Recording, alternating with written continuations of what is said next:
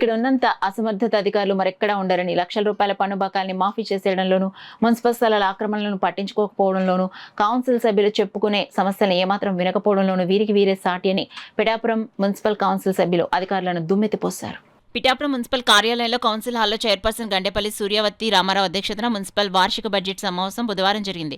ఈ బడ్జెట్ సమావేశం ప్రారంభం అవ్వకుండానే ఎన్నో మీటింగుల నుంచి అడుగుతున్న తన వార్డులో కమ్యూనిటీ హాల్ నిర్మాణ అంశాన్ని కమిషనర్ విస్మరించడంపై నిరసన councillor Rayapureddy Pavani chairperson podium ముందు నేలపై బైఠాయించారు. వచ్చే సమావేశంలో పొందుపరుస్తామని కమిషనర్ చైర్పర్సన్ చెప్పినప్పటికీ తనకు స్పష్టమైన హామీ ఇచ్చే వరకు తాను లేవనంటూ భీష్మించి కూర్చున్నారు. అలాగే పట్టణంలో అధ్వాన శానిటేషన్ పనుల డబుల్ అసెస్మెంట్, కొన్ని ఇంటి పనుల లక్షల రూపాయల బకాయిలు మాఫీ, మున్సిపల్ స్థలాల ఆక్రమణలు, ప్రస్తుత మేనేజర్ వ్యవహార శైలి వంటి అంశాలను కౌన్సిలర్లు Rayudu Srinibabu, Talasetti Venkateswararao, TDP floor leader Alavarapu Nagesh, Kolla Bangarubabu, vice chairperson Pachimalla Jyothi Appalaraju, Pedapati Nageswararao, Bojja Jagadeeswari ప్రస్తావిస్తూ అధికారుల తీరుపై మండిపడుతూ వారిని దుమ్మెత్తిపోశారు. అనంతరం సమావేశంలో ప్రవేశపెట్టిన 2026-27 సంవత్సర వార్షిక బడ్జెట్ను సభ్యులు ఆమోదించారు. సమావేశం పూర్తయి అందరూ బయటకు వచ్చిన కౌన్సిలర్ రాయపురెడ్డి పావని మాత్రం నేలపైనే కూర్చునుండిపోయారు.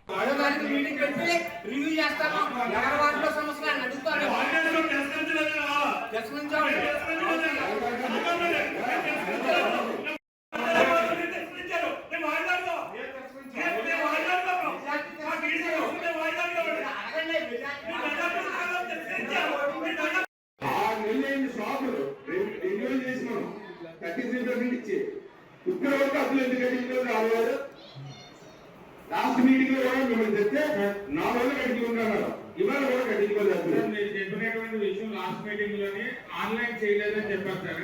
6 నెలలు బట్టి ఆన్లైన్ చేయలేదా? అదే దాని గురించే అదే సార్ కానీ ఎటువంటి యాక్షన్ తీసుకోవడానికైనా మన అందరికీ రైట్ ఉంటే నేనైతే మీరు సహకరిస్తాను, లేకపోతే నేను పర్సనల్ గా నేను ఎంక్వైరీ పెట్టుకుంటానండి. అందరూ సహకరించి ఎంక్వైరీ పెట్టుకుంటే బాగుంటుందండి. ఎందుకంటే అండి ఆ స్పెషల్ ఆఫీస్ గారు ఆ ముసుగులో 50 లక్షలు అండి, 50 లక్షలు రైట్ ఆఫ్ చేసేసారు. మళ్ళీ ఇప్పుడు వచ్చేసి మళ్ళీ చేసుకుంటారు. ఏం చేసుకుంటారు మనం వెళ్ళిన తర్వాత మనం ఏం చేయలేం. కానీ ఉన్నప్పుడైనా ఈ అవినీతి మీద అప్పుడున్న ఆర్ఐ మీద సిబిఐ యాక్షన్ తీసుకోవాలని మీరు మరి ఎవరికి రాస్తారో మనం అప్పుడు సంతకం పెట్టమంటే ఎవరికి పెట్టా పెడతారండి. మరి ఆ విధంగా చర్య తీసుకోవాలని గౌరవ కౌన్సిల్ సభ్యులందరూ నోటీస్ అని చెప్పి చెప్పడం జరిగింది 4 నెలల క్రితం. మొన్న కమిషనర్ గారికి కూడా వచ్చి చెప్పాం.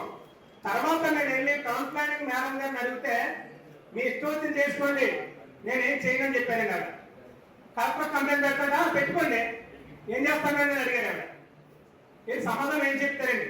ఇది పడిపోయి ఎవరికైనా ప్రాణ నష్టం జరిగితే ఒక పార్టీకి చెందిన నాయకుల్ని నా మీద ఎవరు కంప్లైంట్ ఇస్తారు, ఉద్యోగాలు ఎగిరిపోతాయి అని వార్నింగ్ ఇచ్చారండి.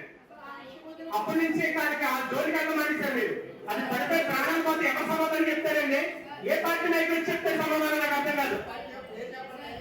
మీరు ఏ అధికారి చేయవలసిన బాధ్యత అయినా నేను ఏమన్నాను, కలెక్టర్ కంప్లైంట్ చేస్తే మీరు పట్టించుకోలేదంటే చేసుకోవాలని చెప్పాను. నేను రెక్లెస్ గా చెప్పారు, మీరు చెప్పారు నా దగ్గర స్టాఫ్ లేదు నేనేం చేయలేను అని. మానేది ఉద్యోగాలు మానే, మీరు ఉద్యోగాలు మానే వెళ్ళిపోండి, మీరు స్టాఫ్ లేకపోతే వెళ్ళిపోండి. కమిషనర్ ఎవరు మా పాలన మేము చేసుకుంటాం. వదిలేండి, మీరు అందరూ వదిలేండి, వదిలేసి వెళ్ళిపోండి. మీరు ఏం చెప్పారు? నేను కలెక్టర్ కంప్లైంట్ పెడతా, పెట్టుకోండి, నేనేం చేయలేను. నా దగ్గర ఎవరు లేదండి. మేడం గారు ఇదే చెప్పారండి, నా దగ్గర ఎవరు స్టాఫ్ లేదు, నేనేం చేయలేను. మీరు కలెక్టర్ కాబట్టి ఎవరికో పెట్టుకోండి వెళ్ళిపోయారండి.